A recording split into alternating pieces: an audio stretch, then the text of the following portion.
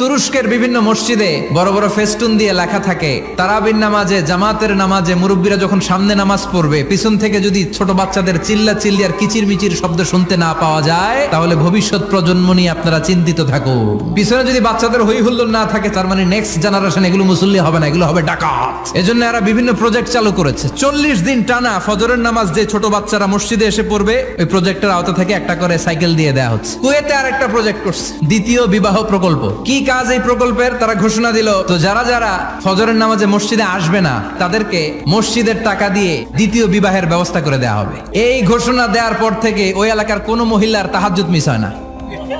ফজর তো অনেক দূরে, তাহাজ্জুদের সময় থেকে হাজবেন্ডে ডাকা শুরু করে, মসজিদে যাও। অনেক দেশে তারাবি পড়েছি রামাদানে, ছোট বাচ্চারা পিছনে অনেক কিচির মিচির করে, হঠাৎ অ্যানাউন্সমেন্ট দেয়, বাবা মারা ছেলে মেয়েদেরকে শান্ত করেন। কিছুক্ষণ শান্ত, 2 রাকাত পর আবার চিল্লাচিল্লি। এজন্য ছোট বাচ্চাদেরকে মসজিদ থেকে তাড়িয়ে দেওয়া যাবে, এদেরকেও নিয়ে যান।